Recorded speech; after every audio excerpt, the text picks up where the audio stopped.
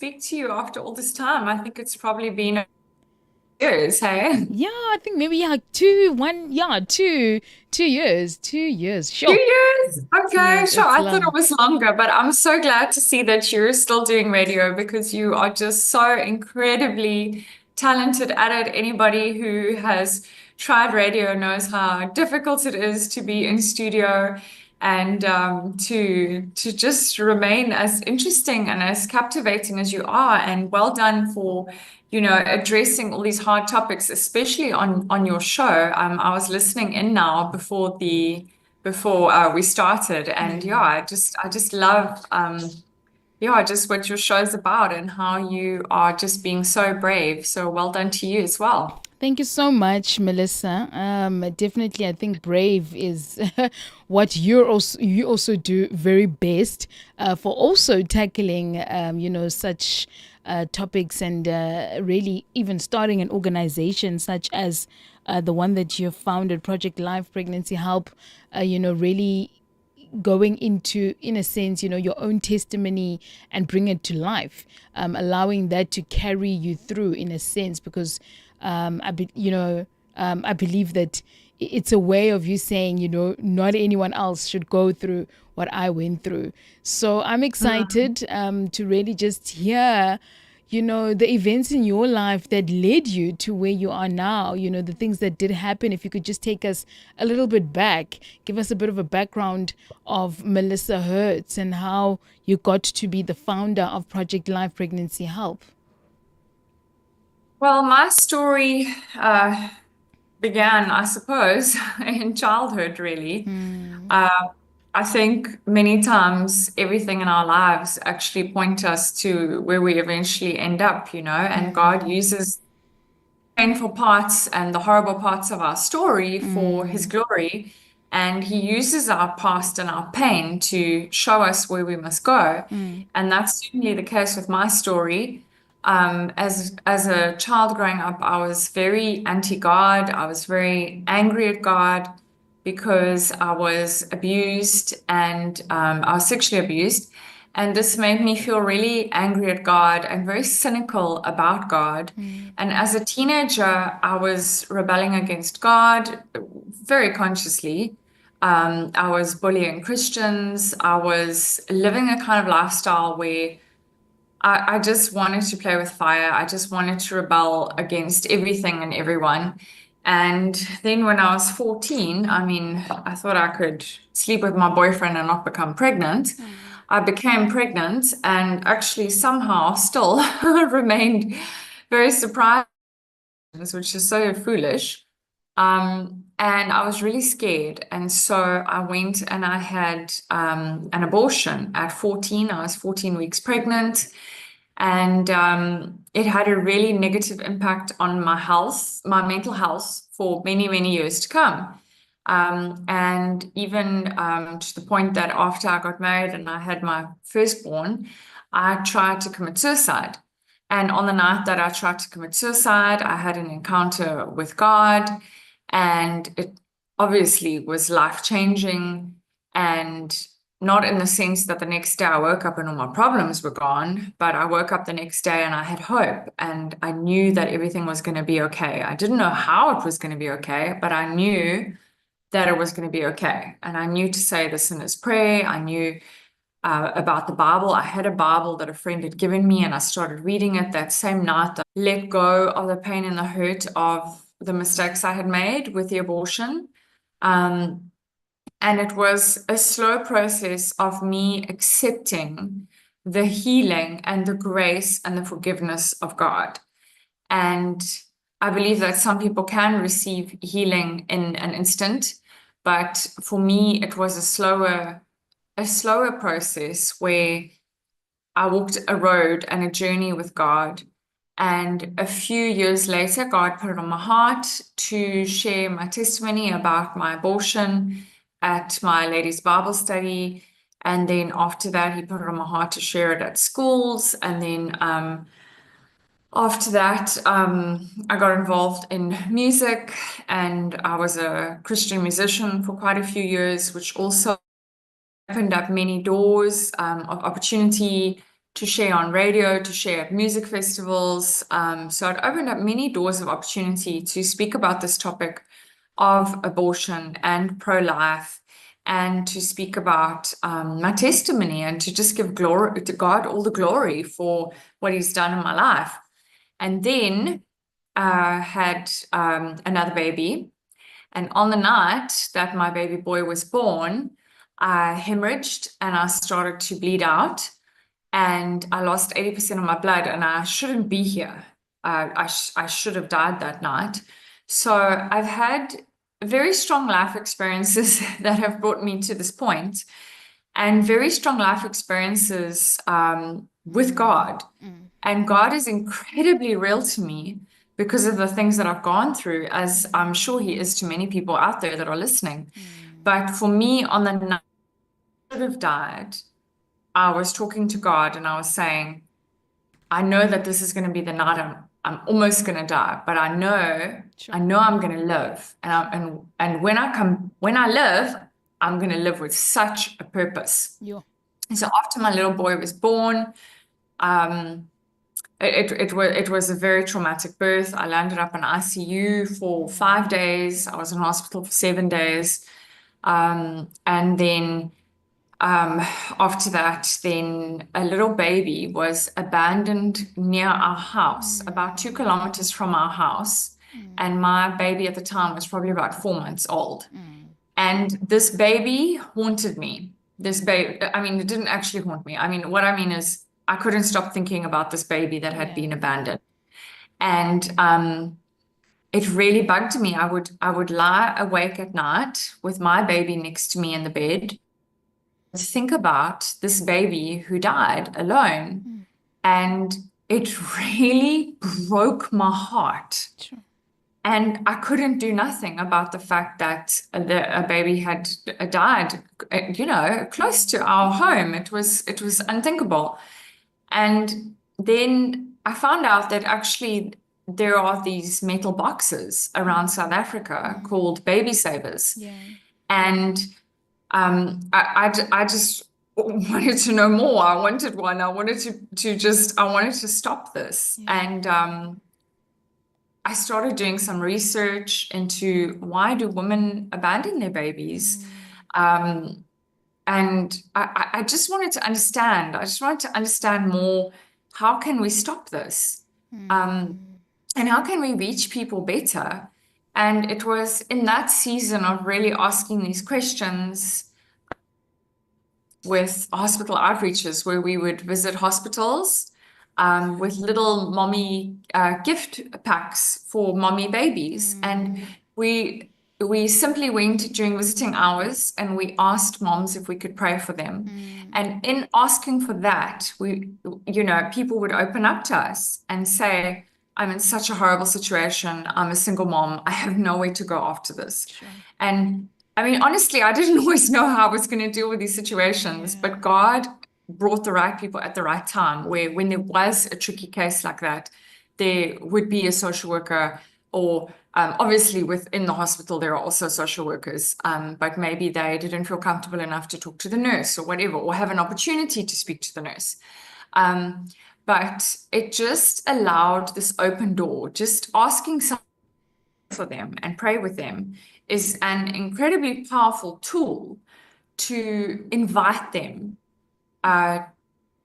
to closeness with you, to share with you, And where people didn't want prayer because they were uncomfortable with it, they could just say no. We weren't doing anything wrong or offensive, or, and we also then built a relationship with the staff in the hospital, with the nurses, and told them about the local baby savers nearby, and that we had then started an online pregnancy help organization, where if there were mommies that were in desperate situations, that they could contact the WhatsApp number, especially while still pregnant and not sure what to do with the baby, to also try and prevent illegal abortions, because illegal abortion is a dreadful problem in our country as well.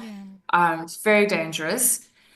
But with pregnancy help counseling, what we do as well is just give girls and women the proper informed options. Help them to make an informed choice about their pregnancy. And there is no easy choice. There isn't one that's easier than the other, because if you have an abortion, it's not a quick fix to your problem.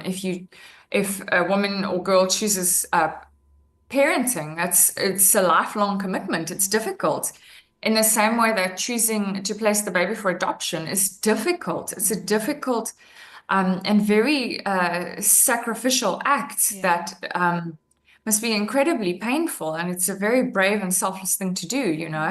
So just properly explaining the different options and encouraging people to not decision in a hurry, Yeah. because it is such a big decision. Yeah. You cannot make it in a hurry. You need to just talk to somebody, have somebody to just bounce off ideas with you. Do you have a support structure? What is it?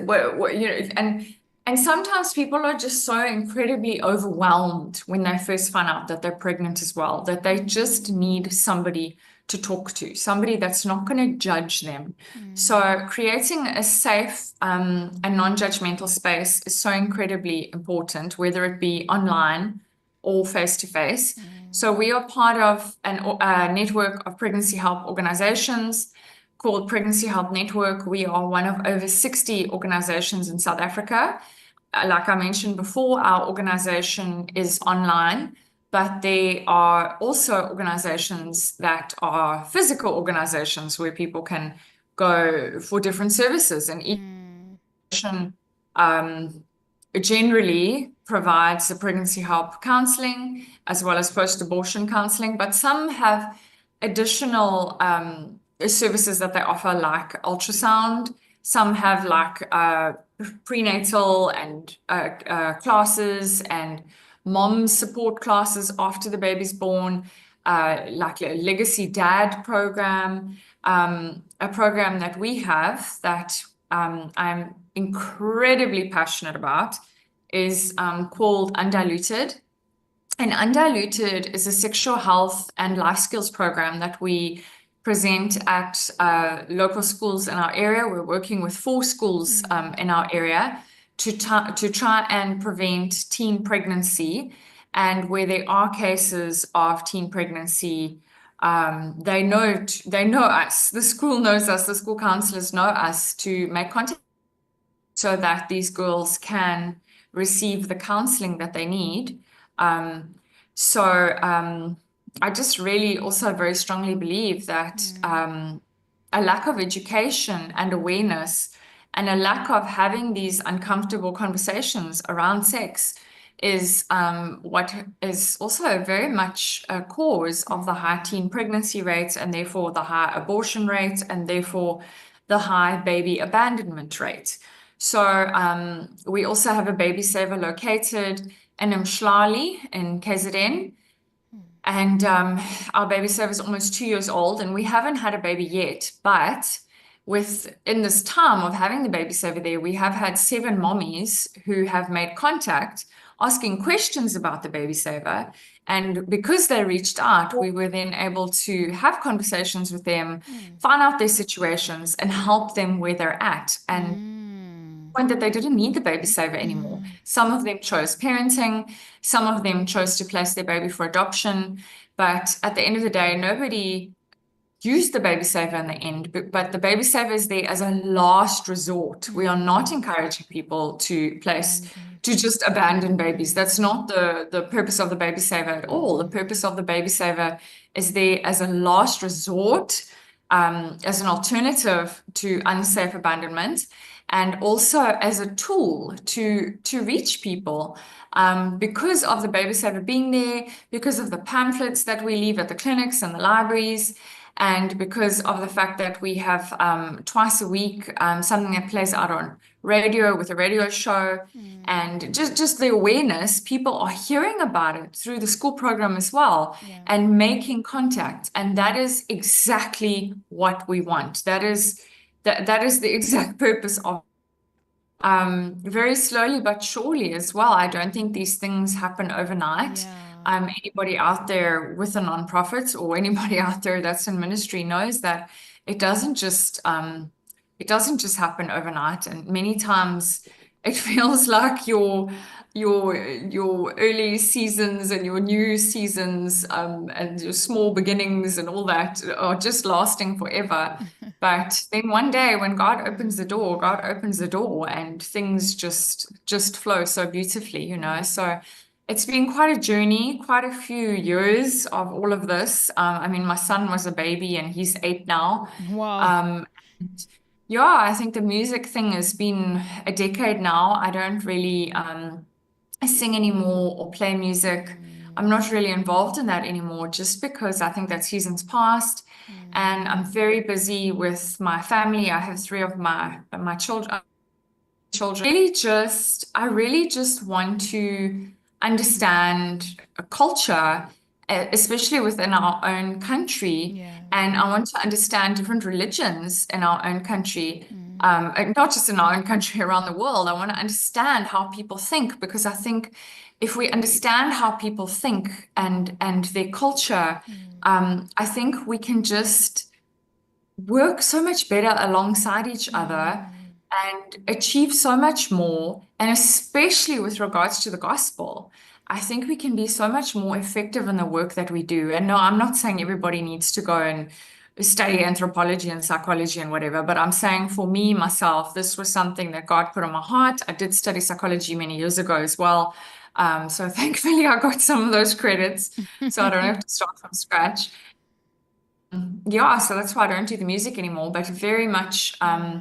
involved in the online counseling. We also do post-abortion counseling, and especially because I've been through the abortion grief course myself, and I've been through this process. I believe I'm certainly qualified, not only because I received training from Pregnancy Help Network, but because I've been through it, that I can speak to people who have been through this. I can counsel them, and I can do the grief program with them, the post-abortion journey program, because I know what it's like. How can I possibly judge somebody for having an abortion when I myself had an abortion, you know? So, another thing that's also very important with the pregnancy help counseling is to create a safe enough space that should that girl or woman then choose to have an abortion, that she feels safe enough and she feels enough grace within our conversations and our interactions Yeah. that she comes back for post-abortion counseling. It's so important. And I'm also not dictating to people how to feel after their abortion. Not everybody struggles with grief and regret after abortion. You know, we all have our own journeys to walk. But for the people that do struggle with grief afterwards and that do struggle and they feel like they lost a child, Yeah. there is this grief program available. And studies show that a large amount of women who have an abortion do struggle afterwards, up to 70%. This was a study done by a pro-life organization. Obviously, if you got somebody like Planned Parenthood or an abortion provider to do the study, they would give you slightly different stats on what they want to prove. But the fact remains, and I mean, I see it. I see it in the work I do, Yeah. that women do regret and they do struggle with the pain and the grief of losing a child to abortion because it's such a secret and shameful thing for so many people because they fear judgment. And I mean, if a woman loses a child to miscarriage, she's surrounded with love and support and family. And whereas if she has an abortion, she goes through that all by herself. And I know people that are listening might be thinking, yeah, well, she deserves to go through that, you know, but at the end of the day, people deserve love and grace. And it's such a horrible thing to go through. And anybody that's been through it, carrying that shame and carrying that pain all not wanting to tell anybody because Yeah. you're so afraid that they won't want to be your friend. You're so afraid that they won't want to talk to you or they'll see you in a different way. Mm, It's not a nice way to live. mm-mm, It's not living in the freedom mm, that Christ died for us to live in, you mm, know?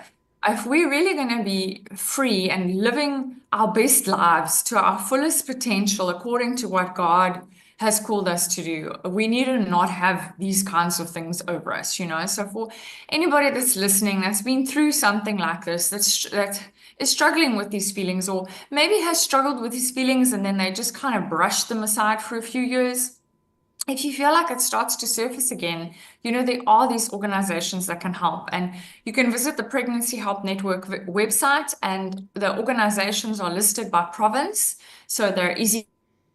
And if one is too far away from you, if your nearest one is an hour away and you can't get there, most of them do also operate online. But we operate online, and as do quite a few of the other ones, and you'll find the numbers there of the ones mm, that do operate online to receive that healing through the yeah. program. I mean, you have to put in the work as well, and you have to. It's obviously a Christian-based program, Mm, um, but it's also not Bible bashing anybody over the head, as is the sex ed and life skills program. It's a Christian program, but it's presented in such a way that if there are non-Christian children in the class, there's not going to be parents phoning us afterwards and complaining that why are you forcing religion? yeah. But it's not like that. So it's a wonderful program. The programs Mm, that pregnancy help organizations offer within the network are wonderful programs that we receive training for. Pregnancy Help Network trains us to do the work that we do. We don't just randomly wake up one day and decide, I'm going to start a pregnancy help organization and help people. I mean, obviously, like God gives you those ideas, but we are properly trained to do the work that we do with excellence, to mm, help people and yeah.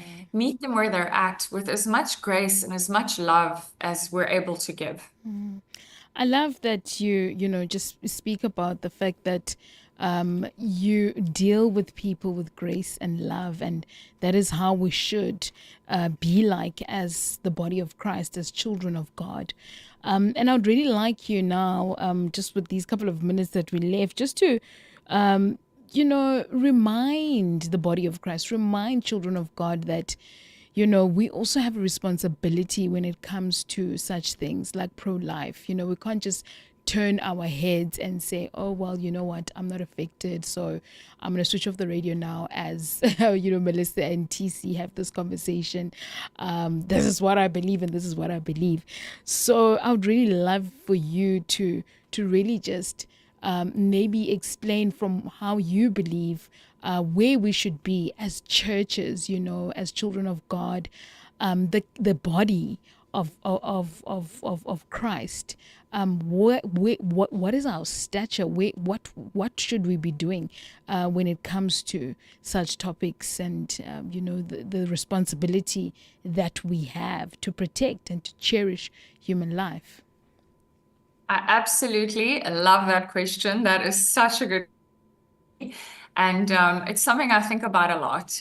I think a lot of times we need to, approach things practically, whatever the problem may be, whether it be pro-life or baby abandonment or GBV, whatever the problem may be.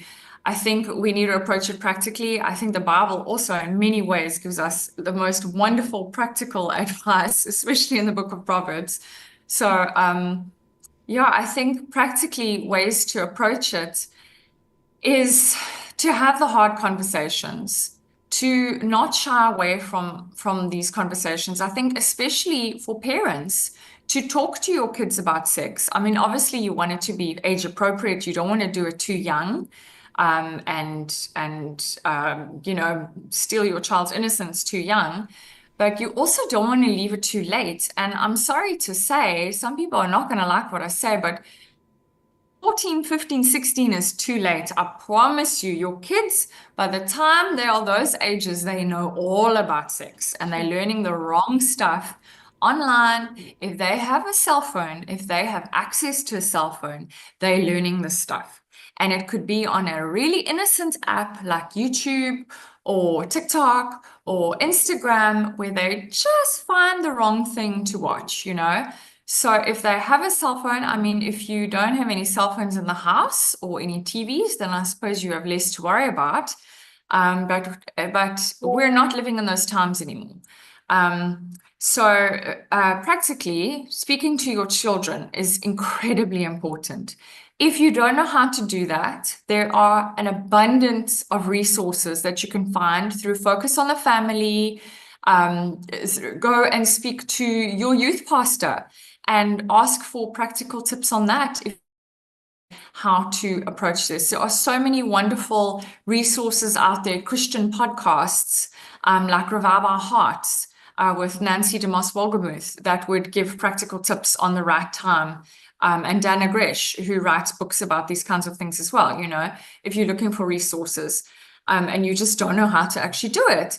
And yes, it can be awkward, but you know what? You got to just get through the awkwardness. And it's only awkward if you make it awkward. And if you get all awkward and blush and make it all awkward, then you're the one making it weird, you know? So you need to be like as natural, because it's biology. You're talking about biology. You're talking about body parts.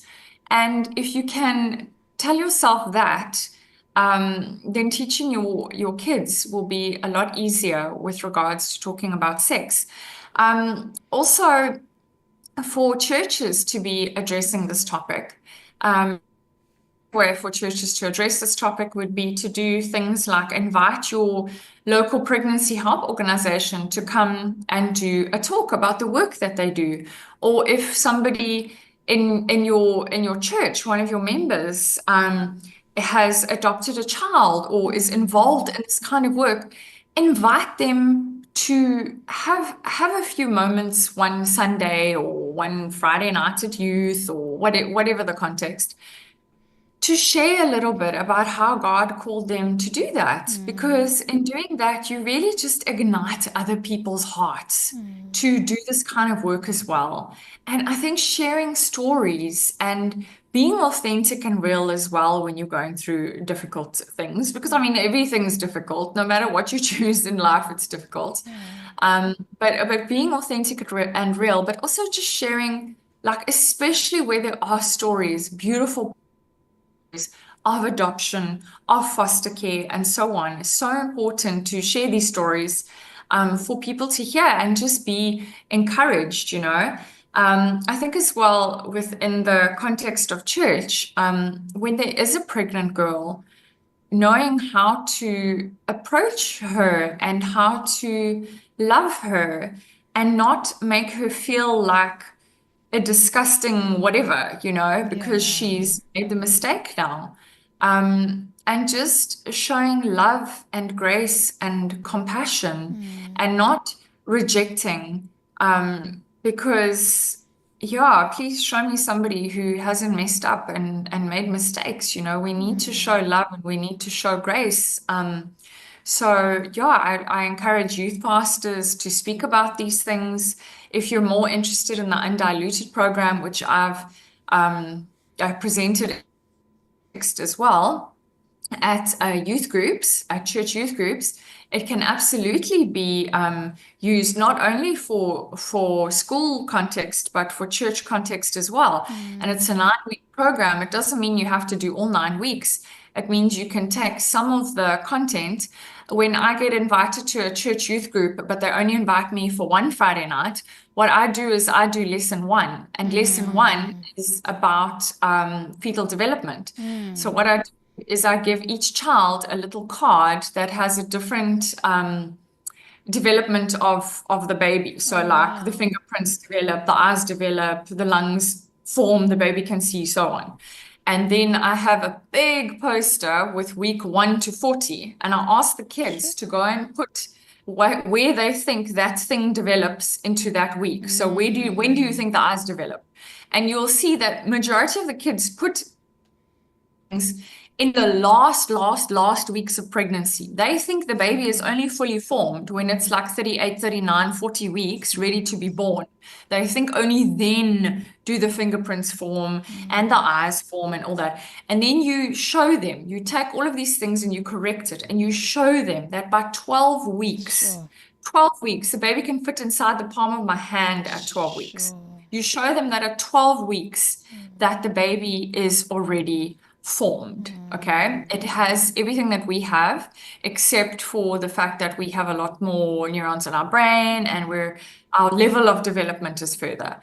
For anybody that's interested in this kind of stuff with human ethics, you can go and search the SLED, SLED, and you'll see a wonderful defense. Not that we should be fighting either. That's another practical thing. Don't go online and Bible bash people and fight on Facebook. It's Yes. not effective. It's not effective. I'm sorry. Arguing on social media is not going to change anybody's life. I'm pretty sure of it. I haven't seen it yet. Maybe somebody can share a story with us and encourage me. But I haven't seen anybody change anybody's life by fighting with somebody else on social media. People want to share their own opinions on social media. They most of the time don't want to hear what you have to say. Yeah. So, they're more there for their own voice than to actually listen. So yeah, this SLED is a wonderful way to also understand the difference between a 12-week-old fetus and us as a theory. So yeah, it's a wonderful representation and illustration of our fetal development, where they have this aha moment where they realize, wow, a baby is a baby, like, not from like 38, 39, 40 weeks. And that life is sacred and absolutely worth fighting for. And when it boils down to human rights, the most vulnerable in our society should be the ones that are protected. And who is more vulnerable than the baby in the womb? So we should absolutely be speaking about these things in church. It's not a political issue. I think that the whole movement in America with left and right and blue and red states and all that stuff, I think that has made pro-life seem incredibly political. It's not a political thing. It's not a political thing to defend somebody's life. To say to somebody, do not kill a child, is not political. It's Yeah. morality. It's saying, no, this is not right. So for me, I don't understand how that pro-life is too political for the church context. It's absolutely not. And yeah, I think these are really important conversations to be had. And if we're not going to have them, people are going to be doing things they shouldn't be doing. So to address them is so incredibly important, and to address them with wisdom and with grace is so incredibly important. And yeah, like I said, if you don't know how to address them, there are so many resources on this wonderful World Wide Web of ours to find on how to approach them with grace. Especially, I would always point back to Focus on the Family. Their content and their resources are amazing. Excellent. Thank you so much, Melissa, for your authenticity, the passion that you have for the work that you're doing. We've got a message that came through. I think this is going to make you smile. Hi, Millie. You are the best. Love the work that you have done and will continue doing. May Abba bless you abundantly. Love, Lauren. Lauren Jacobs, your friend. She's listening to us. Sending so much love to her. I just love her. What a wonderful message to receive. Thanks, Lauren. Millie, there's obviously lots more that you will do. And I love the fact that you also put us into where you are now, the studying psychology and so on and so forth. So we look forward to that journey where God is taking you. And as He pours unto you, we know that you will pour unto, God's children and the society in general. So may God continue to use you in this way that He has, and even more. Please share the contact details of the organization And then, yeah, I guess maybe yours as well, on social media. How can people find you and the organization?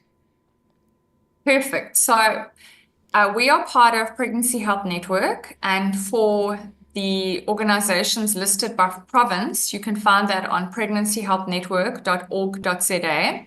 We're also part of Baby Savers South Africa, which is a coalition of baby savers across South Africa, which you can find at Baby Savers SA. And then Project Life details, you can find us on Facebook and Instagram. And yeah, let me just quickly read you the WhatsApp details, or can you put them underneath the Yes, will Facebook do. Live? I'll do that. I'll put them underneath the Facebook Live. Yeah. Okay, perfect. Then I'll quickly send them to you. But it is just so I said, it's 079 793 4640. That's 079 793 4640. That's our pregnancy help WhatsApp line, as well as post-abortion not hotline, helpline. Mm. It's not a hotline.